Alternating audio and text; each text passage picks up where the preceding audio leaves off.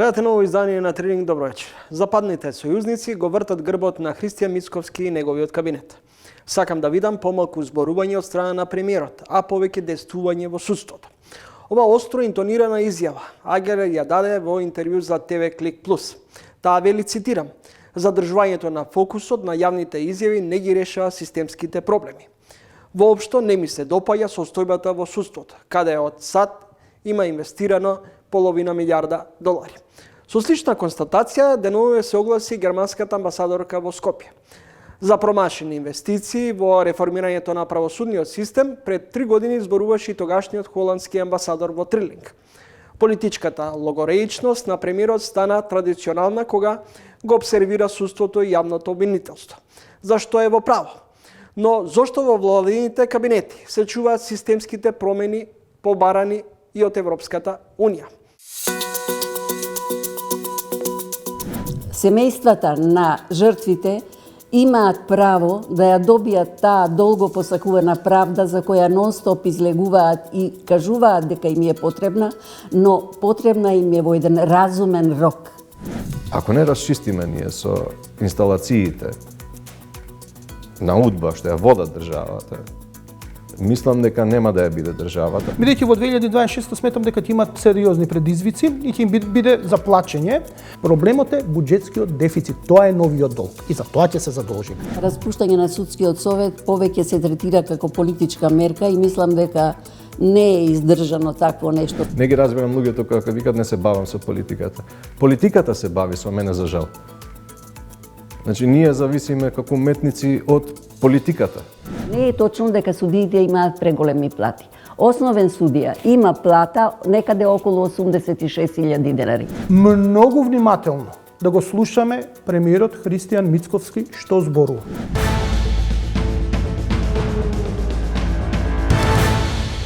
Процесот за обвинетите по пожарот во Пулс започна и застанува. Од сега е мистерија како и кога до вистината и одговорноста за трагедијата. Разбирлива пресија од роднините и атак врз бранителите. Највлијателните адвокати контра обвинителството, но и судиката. Се бара ново прочистено обвинение. Гостин во ова издание на Тренинг е долгогодишната судика во Врховниот суд Вера Коцо. Добре дојдовте во емисијата, госпожа Коцо. Добре ве најдов.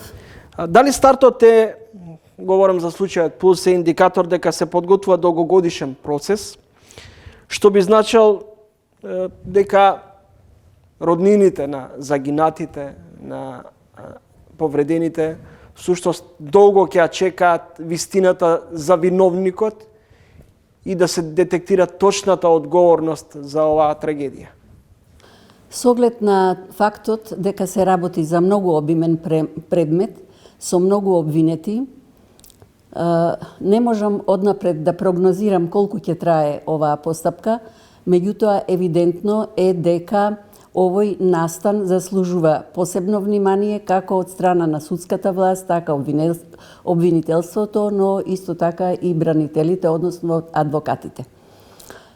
Сакам да напомнам дека од страна на овие чинители во судската постапка се превзедоа некои мерки во однос на она што значи добивање правда во разумен рок, па така обезбедија една поадекватна просторија, сала за судење и се договорија како судиите, така и обвинителството и адвокатите дека ќе постапуваат фер во оваа постапка. Меѓутоа, со оглед на обемноста на овој предмет, како ќе се одвиваат работите понатаму, тешко е да се прогнозира во овој момент, но еве пред неколку дена веќе дојде до одлагање на рочиштето, бидејќи обвинителството поднесе некакво интегрирано обвинение, за кое не можам да коментирам, бидејќи не знам што има во тоа обвинение и како обвинителството дали нешто пропуштило или дополнува. Тие рекоа дека ова не е нешто ново, дека е дополнение, меѓутоа со оглед на фактот дека не ми се познати тие околности, ќе се воздржам од коментар. Како и да е, семејствата на жртвите имаат право да ја добијат таа долго посакувана правда за која нон-стоп излегуваат и кажуваат дека им е потребна, но потребна им е во еден разумен рок. Паралелно со судскиот процес за трагедијата во Пулс се инициира и парламентарна анкетна комисија. Колку оваа иницијатива е издржана, дури владеачката гарнитура бара отворање на анкетна комисија за сите трагедии досегашни што се случиле во државата, вклучувајќи го и Дурмот Турс и модуларната болница, но имајќи во предвид и фактот за дел од тие случаеви за кои власта иницира анкетна комисија, тие и судски се затворени.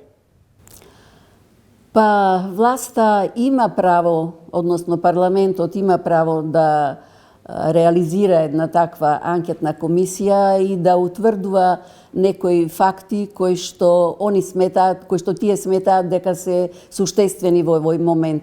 Меѓутоа, имајќи во предвид дека е отворена судска постапка, јас лично не гледам некоја потреба истовремено на водење на две постапки, иако мислам дека нема да биде тоа некаква пречка, судската е судска постапка, се утврдуваат други работи, овде се утврдуваат и овде некоја одговорност се утврдува, меѓутоа е сепак друго значењето на анкетната комисија, друго е на судската постапка. Иако можеби не беше најнеопходно во овој момент да се отвори и оваа постапка. Дали е тоа е во можеби во насока да се релативизира поточно и најголемиот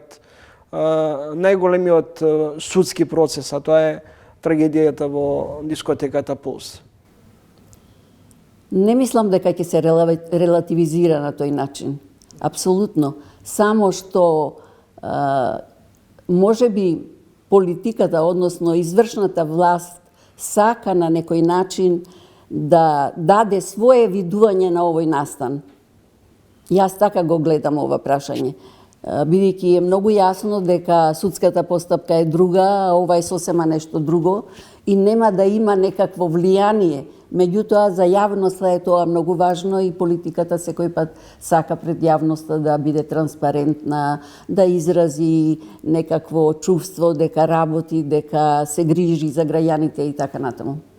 Во случајот на Пулс се осомничени луѓе уште кога биле на функција пред 5, 6, 7, 8, па и 10 години, а изоставени се луѓе кои што се денес на актуелни високи позиции. Говорам во делот на надлежностите и одговорностите за случајот Пулс. Не ви е помалку тоа симптоматично? Видите, самото обвинение кое што опфати голем број на чинители од пред 12 години некаде, така слушнав, се поставува прашање каква е причинско-последичната врска на тие чинители, односно на тие обвинители со настанот, бидејќи мора да се има во предвид дека за да бидеш обвинет треба да има последица. Ти си направил некој пропуст, односно твоето однесување било девијантно, непотребно, било кривично опасно, но немало последица во тој период. Последицата настапува подоцна, кога ти веќе не си на функција. И тука е дискусијата на правната фела околу ова прашање. Но да се надеваме дека тие успеале некако да го поврзат овој настан целосно од сторувањето, од нивната работа во изминатиот период, па до денешните услови, односно до денешниот настан кој ја потресе македонската јавност. Вера Коцо, поранешна судика во Врховниот суд, гостинка во емисијата Трилинг. Господе Коцо, подлог период се зборува за неопходноста од подлабоки реформи во македонскиот правосуден систем. Може ли да ги детектирате во 3-4 точки клучните алки на слабости во и кај делителите на правдата и кај обвинителите? Можам да ги сублимирам проблемите во однос на она што би требало да биде реформа во смисла на подобрување на законската регулатива. Значи, потребна е добра законска регулатива. Потоа е добро, односно неопходно да се обезбеди професионален и стручен кадар. И на крајот, како трета точка, би ја нагласила, организацијата на судската власт преку остварување на функциите на судовите, односно територијалната надлежност на судовите. Да се вратам на првата точка, односно подобрување на законската регулатива. Во изминатиот период се констатира многу слабости во регулативата. Знаете што се случи во судскиот совет. Законот за судскиот совет не содржеше јасни одредби во однос на разрешувањето на председателот на судскиот совет, па настана една ситуација која што беше осудена од јавноста и од експертите. И доведе до тоа да дојде и Осенската комисија и да вложи напори во однос на тоа да ги поентира оние одредби кои што не се соодветни во однос на она што значи судскиот совет, бидејќи тој е независен, самостоен орган на судството кој се грижи за самостојноста на судската фела. Како вие гледате на иницијативата, односно идејата која пред одреден период се заговараше, распуштање на судскиот совет? Дали таков еден рез би можел да придонесе во враќање на довербата во судството? Видите, тоа распуштање на судскиот совет повеќе се третира како политичка мерка и мислам дека не е издржано такво нешто во овој момент. Меѓутоа, што треба да направи власта? Треба да го донесе законот за судски совет што е можно побрзо. Тој требаше да биде донесен уште во јуни месец оваа година, меѓутоа еве го уште малку декември, а тој закон се наоѓа, се уште не е пред парламентот, е пред некоја Европска комисија на разгледување. Што сакам друго да поентирам? Тој закон навистина немаше соодветни одредби, па нели имаше проблеми околу изборот на членови на судскиот совет и така натаму. Оценската комисија ги поентираше сите овие проблеми и новиот предлог на закон, јас не го имам видено, иако нешто имам видено, меѓутоа мислам дека сите овие подобрувања ќе бидат во однос на тоа како треба да функционира едно вакво тело. Во однос на тоа што значи, за мене е многу важно и прашањето по однос на судскиот кадар, професионален и стручен судски кадар.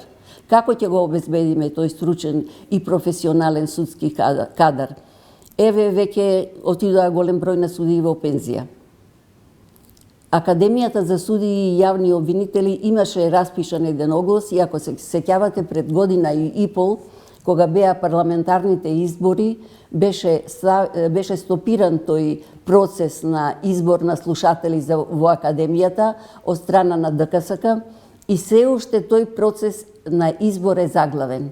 И сега се наоѓаме во една ситуација, ќе одат одреден број на судии и обвинители во пензија, и останува прашањето како ќе се дополнуваат судовите и обвинителствата, кога ќе нема кадар. Ограничен е бројот. Гледате вие, во сите судови има недостаток на кадар. И во обвинителствата. Што ќе се случи понатаму, не знам. Меѓутоа, власта мора да обезбеди процесот или да тргне оној што беше стопиран, или да даде средства за нов оглас. Господи Коцо, премиерот Мицковски од уста не го вади државниот јавен обвинител Коцевски. Дали можеби забравивме на сугестиите, препораките на германскиот правник Райнхард Прибе во делот на независноста на судството? Дали ваквиот суевиден постојан притисок од извршната власт може да даде и да води со плод? Во секој случај не е потребен притисок, бидејќи кога некој се наоѓа под притисок, може и да погреши повеќе отколку што е потребно, но во секој случај не смее било која власт, и судската, и обвинителската, не смее да биде под притисок. Мора да се остават овие функционери, чинители на оваа судска власт, правосудна власт би рекла, бидејќи и обвинителството тука спаѓа, да бидат слободни, независни и самостојни. Како ќе ја добиеме самостојноста и независноста? Ако некој направи некоја грешка во својата работа, има инструменти за тоа да биде разрешено. Ќе се поведе дисциплинска постапка. Ете беше покрената постапка за државниот обвинител за негово разрешување, меѓутоа во моментот беше потребен, па некако се избегна тоа.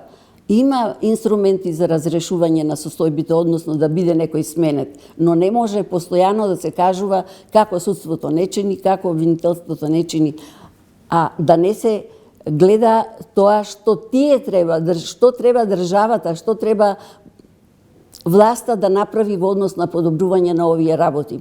Господе Коцо, премиерот Мицковски и судската фела се во клинч. Судиите, односно судиите бараат зголемување на своите плати, а одговорот на председателот на владата е дека им се високи доволно платите, а имаат многу мала доверба. Не се согласувам што го слушнав на медиумите дека судиите имале преголеми плати. Ако имаме во предвид дека судскиот буџет кој што е предвиден за судството, изнесува по законот за судски буџет, треба да изнесува 0,8% од БДП, а тој едва и достигнува 0,3%. Меѓутоа, тоа е во однос на работењето на судската власт, односно функционирањето на судовите, кои што се борат со немаат хартија, тонери, принтери, скенери, немаат дактилографии, немаат за хигиенски услови, тоа е катастрофа. Во денешни услови да нема она што е основна работа на една институција е страшно. Во однос на платите, не е точно дека судиите имаат преголеми плати. Основен судија има плата некаде околу 86.000 денари. А знаете во денешни услови што значи работа на основен судија? Еве го случајот на кој што треба да се постапува за пожарот во Кочани. Тоа е обимна работа, огромна. 30 и колку? 38 обвинети се. Колку сведоци ќе пројдат? Значи, еден голем напор треба да се вложи. А платата е 86.000 денари на основните судии. На апелационите е нешто повисока, меѓутоа еве за врховните судии. Врховните судии земаат 124.000 плата. Некаде околу 2.000 евра. Не е, како што беше кажано, дека земаат по 180.000 денари. Може би председателот на Врховниот суд зема поголема плата, меѓутоа, ете тоа може и да се испита. Ова што беше кажано преку медиумите, може да се испита по кои основи, кои ставки и како се доаѓа до неговата плата. Видите, и неговата функција председател на Врховен суд не е мала. Дали тој е доволно способен да ја врши таа функција е друга работа. Меѓутоа има тела, има услови, судскиот совет, и за било кој, ако не ја врши својата работа, да се покрене дисциплинска постапка и да биде разрешен. Тоа не е нешто што не може да се случи. Меѓутоа, ако направиме една паралела со пратениците, пратениците земаат по 2-3.000 евра плата, од комисија, од вамо, од таму и така натаму. А дали некој пратеник е повикан на одговорност за својата работа? Имаше еден случај, ми се чини, меѓутоа и тој заврши со интерпелација и толку беше, не се повлече. Господе Коцо, неделава е најавен акцијски план за судскиот совет за борба против корупцијата и во сопствените судиски редови за наредните 3 години. Кој уште би поверувал во реалноста ако е допуштено судија на Врховен суд да се договара за казна и примање на мито? Видите, јас секој пат кажувам дека кредибилитетот на судството е сосема опаднат. Мора тука нешто да се направи, бидејќи ако имате кредибилитет на една власт, вие фактички тоа е основата за функционирање на судскиот систем. Од овие причини мора судскиот совет да ја превземе улогата што му е наметната со самиот закон, да покренува брзи постапки доколку дојде до сознание дека некој се огрешил во својата работа.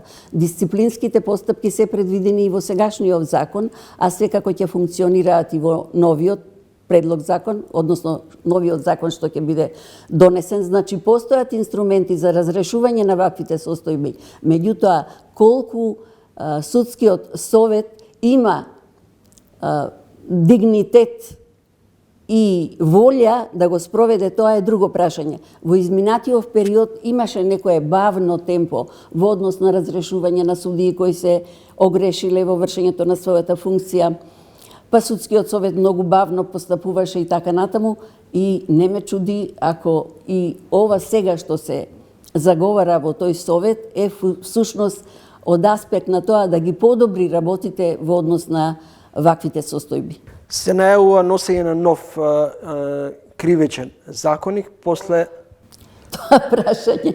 Знаете ли кривичниот закон од кога се спрема? И јас мислам дека има изготвен кривичен закон. Професорот Камбовски уште беше председател на една комисија која што изготви кривичен закон, меѓутоа тој некако не го виде светлото на денот.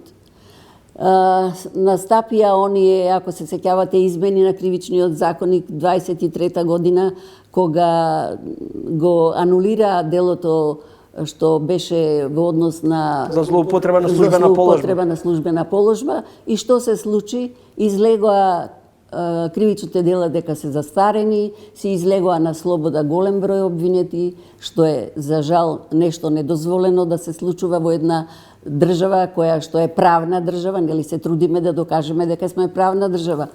Значи не смееме да дозволиме да се случуваат вакви работи.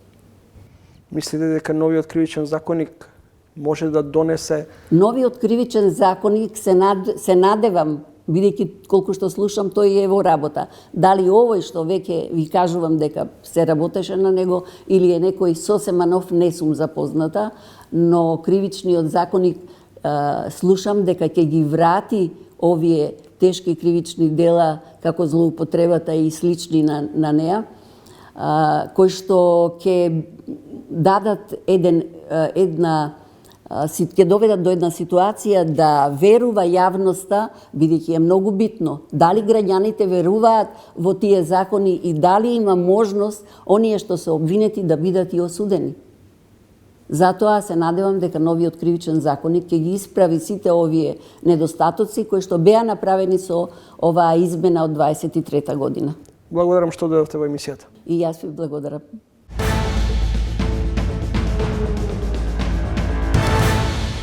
Ја, искрено да ви кажам, јас би ги замрзал пензиите на 2 години. Па што да живеат луѓе? А сега ќе ти кажам, ама нема за сите. Знаете ли дека само 11% од пензионерите се сиромашни, според статистика во 2023 година.